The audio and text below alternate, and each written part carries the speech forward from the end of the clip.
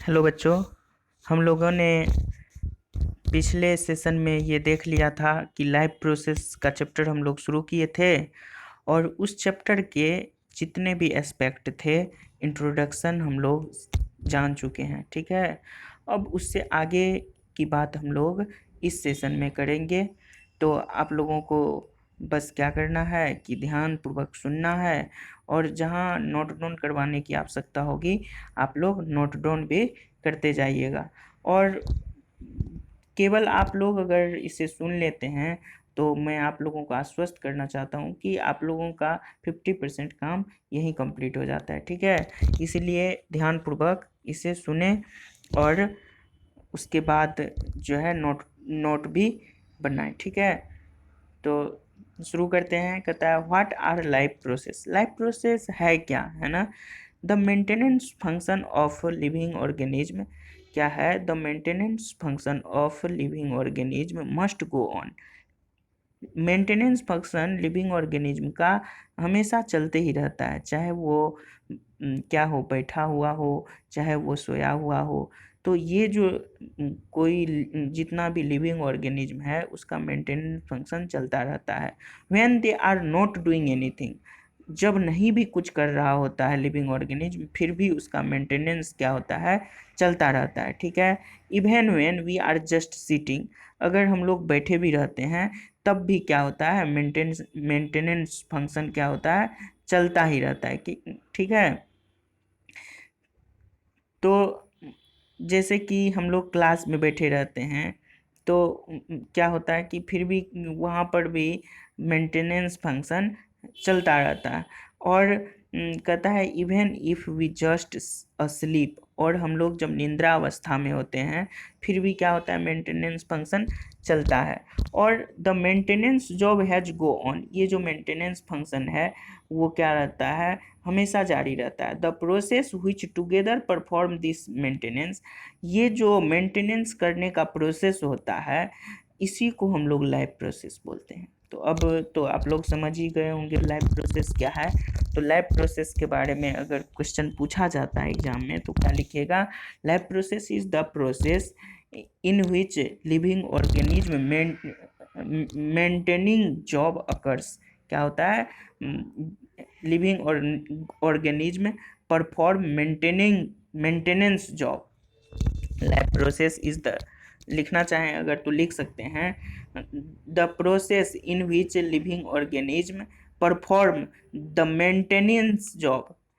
The process, the process in which, यहाँ लिखिएगा in which living organism perform this maintenance job is called life process. ठीक है, since these maintenance process are needed to prevent damage, और ये जो maintenance process होता है ये क्या करता है, डैमेज से बचाता है। क्या करता है, डैमेज से बचाता है। क्या, ब्रेकडाउन के डैमेज से। अगर आपका जो है कहीं शरीर ब्रेकडाउन हो गया या शरीर में कुछ खराबी आ गई मतलब चोट लग गया है, तो ये मेंटेन करते रहता है। मेंटेन कर मतलब हमेशा सेल का क्या होता है, टूटता है और सेल फिर से क्या करता है, बनता है। ठीक है, तो ये क्रियाएं चलती रहती है।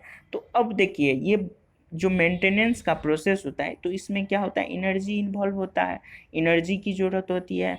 और ये एनर्जी लिविंग ऑर्गेनिज्म को कहाँ से मिलता है, तो this energy living organism gate from the food. कहाँ से प्राप्त होता है, तो ये फूड से प्राप्त होता है। और फूड के बारे में आप लोग जानते हैं कि फूड का दो सोर्स होता है। कितना सोर्स होता है, दो सोर्स होता है। तो whether we get food from the plant, एक तो प्लांट से हम लोग पाते हैं फूड, और दूसरा किस चीज़ से, एनिमल से। ठीक है, एनिमल से। तो हम लोग एनिमल से और प्लांट दोनों से प्राप्त करते हैं। तो प्लांट से जैसे कि एज फॉर एग्जांपल हम लोग क्या सब प्लांट से मिलता है, तो व्हीट हुआ, राइस हुआ, पल्सेज हुआ, वेजिटेबल हुआ, फ्रूट हुआ, these are the product which we get from the plant. whereas we get a lots of substance from the animal also, like milk, curd, honey, and you honey, milk, meat, fish. These are the product of animal from which we get. Okay, तो ये food का ये तो source हुआ plant और animal, और इससे हम लोग फूड प्राप्त करते हैं। अब देखिए, फूड जब हम लोग प्राप्त करते हैं, फूड जब लेते हैं, जब खाते हैं, तो क्या होता है, ये हमारे अंदर जाता है, ठीक है, हमारे अंदर, हमारे माउथ में जाता है फूड, ठीक है। और ये जो माउथ में जाता है, तो यहाँ पर क्या होता है, डाइजेशन की क्रिया होती है। क्या होती है, फूड की डाइजेशन की क्रिया होती है, और ये ब्रेक डाउन होकर के तब जा कर के एनर्जी देता है, ठीक है। तो इसी सब चीज़ों के बारे में हम लोग नेक्स्ट चर्चा करेंगे, ठीक है। कहता है कि the energy comes from outside the body, हम लोग कहाँ से लेते हैं, तो आउटसाइड से लेते हैं, of the individual organism. So there must be a process, और इस भोजन लेने का एक प्रोसेस होता है, और ये ट्रांसफ़र होता है source of energy from outside the body of the organism. Outside से क्या होता है, इनसाइड में ट्रांसफ़र होता है, विच वी कॉल फूड। जो फूड होता है वो क्या करते हैं, टू इनसाइड, ये फूड क्या करते हैं, आउटसाइड से इनसाइड ट्रांसफ़र होता है। और ये जो ट्रांसफ़र होता है, ये एक प्रोसेस के द्वारा होता है। ये प्रोसेस वी कॉमनली कॉल, और जिस प्रोसेस के द्वारा लेते हैं उसको क्या बोलते हैं, न्यूट्रिशन। अब देखिए, पिछले क्लास में आप लोग ये पढ़ चुके हैं कि न्यूट्रिशन दो तरह का होता है। न्यूट्रिशन कितने तरह का होता है, दो तरह का होता है, ठीक है। न्यूट्रिशन दो तरह का होता है, कौन कौन होता है, एक न्यूट्रिशन होता है ऑटोट्रोपिक न्यूट्रिशन, एक होता है हेटरोट्रोपिक न्यूट्रिशन। तो ऑटोट्रोपिक न्यूट्रिशन करता कौन है, ऑटोट्रोपिक न्यूट्रिशन जनरली कौन करता है, तो प्लांट करता है। क्या करता है, प्लांट क्या करता है, ऑटोट्रोपिक न्यूट्रिशन करता है। कि ऑटोट्रोपिक न्यूट्रिशन में क्या होता है, ऐसे फूड वो लेते हैं जो कि सिंपलेस्ट फॉर्म में रहता है, जैसे कि वाटर और मिनरल जो है प्लांट क्या करता है, फूड के रूप में लेता है। और हम लोग जो लेते हैं, एनिमल जो फूड लेता है, एनिमल है क्या, तो हेटरोट्रोपिक न्यूट्रिशन ये करता है, heterotrophic mode of nutrition animal करता है। और एनिमल जो फूड लेता है वो कॉम्प्लेक्स फॉर्म में रहता है। किस फॉर्म में रहता है, कॉम्प्लेक्स फॉर्म में रहता है, ठीक है। तो और कॉम्प्लेक्स फॉर्म में जो फूड रहता है वो क्या करता है, धीरे धीरे ब्रेक डाउन होकर के सिंपल फॉर्म में आता है, तब जाकर के वो एनर्जी में कन्वर्ट करता है। ये हम आगे पढ़ेंगे भी, ठीक है। तो उसको क्या कहते हैं, न्यूट्रिशन कहते हैं। If the body size of organism grow, किसी भी ऑर्गेनिज्म का अगर बॉडी साइज क्या हो जाता है, बड़ा हो जाता है बॉडी साइज, तो additional raw material will also be use from outside. तो उसको क्या चाहिए, ज़्यादा एनर्जी चाहिए, और उसके लिए उसको फूड भी ज़्यादा खाना पड़ेगा। Since life on earth depend on the carbon based molecule, जैसे कि हम जानते हैं कि लाइफ जो है ना, और अर्थ पे जो लाइफ एग्जिस्ट करता है वो कार्बन बेस्ड मॉलिक्यूल से बनता है। Most of the food resources, इसलिए ज़्यादातर जो फूड रिसोर्सेज भी बनना होता है वो कार्बन बेस्ड ही होता है। जैसे आप क्या कहते हैं, कार्बोहाइड्रेट का बात करें, तो कार्बोहाइड्रेट ग्लूकोज का ही फॉर्म होता है C6H12O6, ठीक है। तो यहाँ पर देखिए, कार्बन का 6 मॉलिक्यूल है, कार्बन का कितना मॉलिक्यूल है, 6 मॉलिक्यूल है, ठीक है।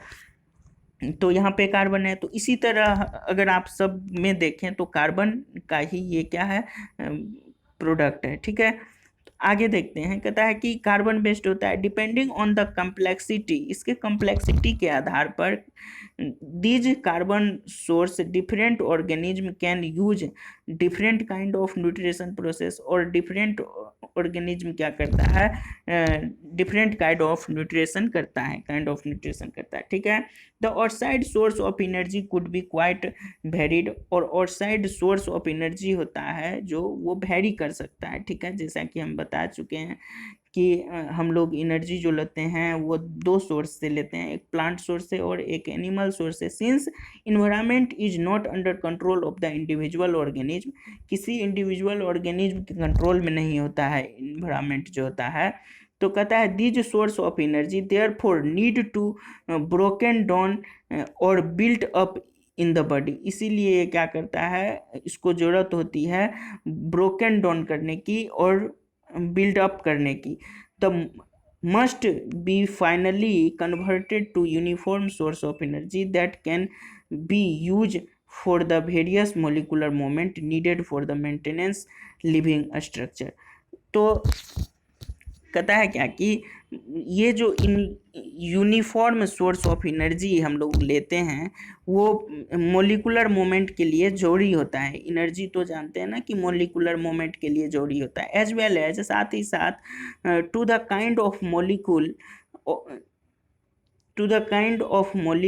द बॉडी नीडेड, मोलिकुल जिस तरह की बॉडी को जरूरत होती है for this a series of chemical reaction in, और ये फूड क्या करता है, सीरीज ऑफ केमिकल रिएक्शन हमारे बॉडी में होता है, जो कि जैसे कि पहले बता चुके हैं कि ये क्या करता है, डाइजेशन जब होता है तो बहुत सारे केमिकल प्रोसेस होता है, जैसे ऑक्सीडाइजिंग होता है, फिर रिडक्शन होता है, ऑक्सीडेशन रिडक्शन होता है, तब जा कर के ये क्या करता है, रिएक्शन होता है, तब जा कर के फूड क्या होता है, कॉम्प्लेक्स फॉर्म से ब्रेक डाउन होकर के सिंपल फॉर्म में बनता है। वही कहता है common chemical means to break down molecules. For this, many organisms use oxygen source from outside the body.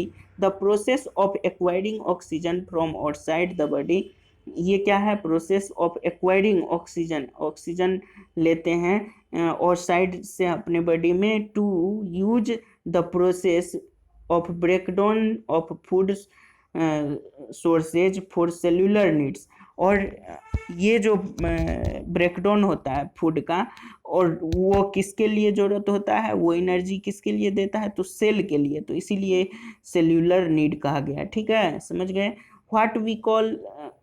और जो ये यहाँ पर बात कर रहे हैं कि हम लोग जो ऑक्सीजन लेते हैं आउटसाइड से, जो हम लोग ऑक्सीजन लेते हैं अपने शरीर में, इनहेल ऑक्सीजन करते हैं, ये प्रोसेस क्या कहलाता है, तो रिस्पिरेशन प्रोसेस कहलाता है। एक्सहेलेशन, एक्सहेल करना और इनहेल करना क्या कहलाता है, रिस्पिरेशन कहलाता है। ठीक है, अब देखेंगे कि कहता है in the case of single celled organism, single celled जो ऑर्गेनिज्म होता है, जिसको हम पहले ही टर्म आपको बता दिए हैं, इसको क्या कहा जाता है, इसको कहा जाता है यूनिसेल्यूलर ऑर्गेनिज्म। यूनिसेल्यूलर ऑर्गेनिज्म जिसको कहते हैं, तो क्या कहता है कि no specific organ for taking food. अब ये बात ध्यान में रखेंगे कि पूछेगा क्वेश्चन कि in unicellular organism there is any specific organ to take food material, तो वहाँ पर क्या लगाएंगे, no, there is no specific food material, specific organ in unicellular organisms to eat food. okay, अब है नेक्स्ट कि गैसियस एक्सचेंज और removal waste material. अब जो भी लिविंग ऑर्गेनिज्म होगा वो गैसियस एक्सचेंज करेगा, है ना, सांस लेगा, और वो रिमूव भी करेगा वेस्ट मटेरियल, जो खाएगा उसको एक्सक्रेट भी करेगा, तो इसके लिए भी उसको कोई भी ऑर्गेन नहीं होता है, may need, because the entire surface of organism is connected with the environment. और उसका जो है ना, यूनिसेल्यूलर ऑर्गेनिज्म का इंटायर सरफेस इन्वायरमेंट से कनेक्टेड होता है। But what happen when the body size of organism increase and body design become more complex. कहता है कि जब बॉडी डिजाइन क्या हो जाता है, मोर कॉम्प्लेक्स हो जाता है, तब क्या, तो जब मोर कॉम्प्लेक्स हो जाएगा तो वो ऑर्गेनिज्म कौन सा हो जाएगा, मल्टी सेल्यूलर। अब पहले क्या था, ये सिंगल सेल्ड वाला को क्या कहते हैं, यूनिसेल्यूलर, आपको पता है ये यूनिसेल्यूलर। ठीक है, तो ये बातें होती है। ठीक है, कहता है multi cellular organism, all the cell may not be direct connect with the surrounding environment. अब कहेगा कि किस ऑर्गेनिज्म का, यूनिसेल्युलर का कि मल्टी ऑर्गेनिज्म का जो है सेल कनेक्ट होता है सराउंडिंग से। तो ऑल द सेल कनेक्टेड, इसमें क्या होता है, डायरेक्ट सेल कनेक्ट नहीं होता है इन्वायरमेंट से। Thus simple diffusion will not meet the requirement of the cell. अब देखिए, एक बात यहाँ पर ध्यान रखने वाली बात है कि जो यूनिसेल्युलर ऑर्गेनिज्म होता है उसमें जो रिस्पिरेशन होता है वो किस प्रोसेस के द्वारा होता है, तो डिफ्यूजन प्रोसेस के द्वारा होता है। डिफ्यूजन प्रोसेस, ये एक प्रोसेस है, डिफ्यूजन प्रोसेस, इसी के द्वारा होता है, ठीक है। एक्सक्रेट भी करता है वो डिफ्यूजन प्रोसेस के द्वारा यूनिसेल्युलर ऑर्गेनिज्म, लेकिन मल्टी सेल्युलर ऑर्गेनिज्म में इस प्रोसेस के द्वारा न तो हम लोग क्या करते हैं, सांस ले सकते हैं, न तो अपना वेस्ट प्रोडक्ट को एक्सक्रेट कर सकते हैं। तो ये याद रखना है, ठीक है। उसके बाद आता है कि वी हैव सीन प्रीवियसली, पहले ही हम लोग देख चुके हैं, how in multicellular organism various body part have specialised. हम लोग देखें कि मल्टीसेल्युलर ऑर्गेनिज्म जो होता है ना, उसमें हर काम के लिए स्पेशलाइज्ड बॉडी ऑर्गन्स होता है।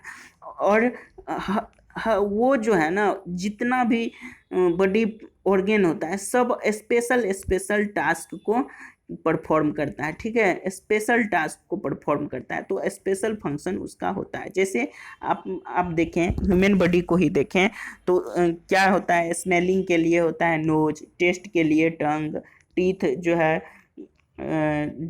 चबाने के लिए, बाइट करने के लिए टीथ होता है, स्किन होता है फील के लिए। तो these are the organs in unicellular organism from which special task is performed, ठीक है, specialised task is performed.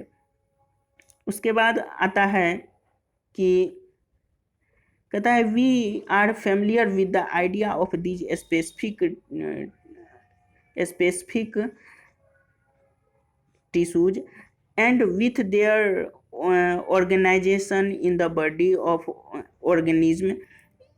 It is therefore not surprising that the uptake of food of the oxygen will also function of specialized tissue. However, this poses a problem. कहता है since food and oxygen are now taken up at the one place in body of organism while all part of the body need them, ठीक है, this situation creates a need for the transportation system for carrying food and oxygen from one place to another place. अब देखिए, ये तो हो गया respiration की बात हो गई। अब है एक प्रोसेस और आता है जो लिविंग ऑर्गेनिज्म में होता है, वो है ट्रांसपोर्टेशन। अब अगर हम ट्रांसपोर्टेशन की बात करें तो आप लोग बात किए होंगे कि प्लांट में जानते होंगे, प्लांट जो होता है प्लांट में ट्रांसपोर्टेशन के लिए दो टिश्यू का नाम जानते हो, एक वो जाइलम होता है, एक फ्लोएम होता है।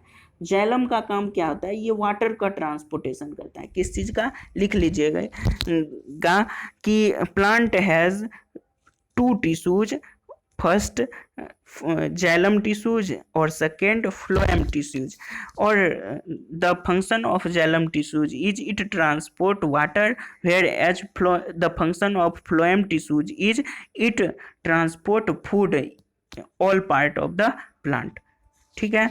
अब इसी तरह से अगर हम बात करें ह्यूमन की, तो ह्यूमन में भी क्या होता है, ट्रांसपोर्टेशन सिस्टम होता है, जिसके थ्रू अगर आप बात करें कि ऑक्सीजन कौन पहुंचाता है, क्योंकि हर सेल को, ह्यूमन क्या है, मल्टीसेल्युलर ऑर्गेनिज्म है, तो प्रत्येक सेल को ज़रूरत होती है ऑक्सीजन की, और वो ऑक्सीजन पहुंचाता कौन है, ट्रांसपोर्ट कौन करता है, तो ब्लड करता है, ठीक है। और ब्लड है क्या, तो लिख लीजिएगा, blood is a fluid connective tissue. What is blood? Blood is a fluid connective tissue. समझ गए? ब्लड क्या है? Blood is a fluid connective tissue, blood is a fluid connective tissue. 2 बार 4 बार बोल देते हैं जिससे कि आप लोगों को याद भी हो जाए, ठीक है। कहता है when chemical reaction use the carbon carbon source and oxygen for the energy generation, और क्या करता है, एनर्जी के लिए वो उसको ऑक्सीजन चाहिए। They create by the product that are not only uses that are not only useless for the cell of the body but could even be harmful, ये हार्मफुल भी होता है carbon dioxide. these waste by the product are therefore needed to remove out। अगर मान लीजिए कि जब oxygen लिया तो फिर वो कार्बन डाइऑक्साइड छोड़ेगा भी, और वो कार्बन डाइऑक्साइड को फिर वहाँ से फिर रिटर्न भी तो लाना है, इसके लिए भी ट्रांसपोर्टेशन की ज़रूरत होती है। तो इस तरह का ट्रांसपोर्टेशन क्या करता है कि ब्लड करता है, ठीक है। और उसके बाद क्या होता है कि when chemical reaction use the carbon source and the oxygen for energy generation, के लिए ऑक्सीजन की जरूरत होती है। They create by the product that are not only useless for the cell of the body but could even be harmful, ये harmful भी होता है। These waste by the product therefore need to remove out, ये waste product को अगर remove नहीं किया जाए तो यह शरीर के लिए हार्मफुल हो जाएगा। और ये वेस्ट प्रोडक्ट को रिमूव करने की जो प्रोसेस होती है उसी को एक्सक्रेशन कहते हैं। तो एक्सक्रेशन क्या होता है? तो एक्सक्रेशन क्या होता है कि लिखिएगा, excretion is the process through which living organism remove their waste product, हो जाए। समझ गए एक्सक्रेशन क्या है? फिर से रिपीट कर देते हैं, लिख लीजिए। Excretion is the process through which living organism excretion is the process through which living organism remove their waste product, ठीक है। again if basic rule for the body, और बेसिक रूल बॉडी के लिए क्या होता है कि design in multicellular organism are followed. तो ये सारे शुरू में क्या सीखे आज कि पहले न्यूट्रिशन मतलब फूड लिए तो फूड का इनटेकिंग न्यूट्रिशन का लाया, फिर ट्रांसपोर्ट हुआ मतलब मुंह से लेकर के फिर फूड जो है ग्रास ट्यूब होकर के चले गया स्टोमक में, वहाँ पे डाइजेस्ट हुआ। सिंपली देख रहे हैं अभी, वहाँ पर डाइजेस्ट हुआ, फिर डाइजेस्टेड फूड से एनर्जी निकला, वो एनर्जी ब्लड से होकर के पूरा सेल में पहुँचा और ऑक्सीजन के साथ। फिर ऑक्सीजन क्या हुआ, वहाँ से कार्बन डाइऑक्साइड में परिणत होकर के फिर जो है वो रिमूव आउट हुआ, एक्सहेल हुआ। तो ये प्रोसेस के लिए ट्रांसपोर्टेशन की ज़रूरत होती है और साथ ही साथ एक्सक्रेशन की भी ज़रूरत होती है। तो ये सारे स्टेज से हो करके गुजरना पड़ता है, तब जाकर के क्या होता है, लैब प्रोसेस कंप्लीट होता है। अब है कुछ क्वेश्चन आंसर दिए गए हैं, आप इसको बनाने का प्रयास कीजिएगा और नेक्स्ट सेशन जो होगा उसमें हम इसका क्वेश्चन आंसर भी आप लोगों को बता देंगे कि कैसे बनेगा, वैसे आप बनाने का प्रयास कीजिएगा, बन जाएगा, ठीक है। फिर मिलते हैं नेक्स्ट क्लास में। I hope you all understand very well today's session. Thank you.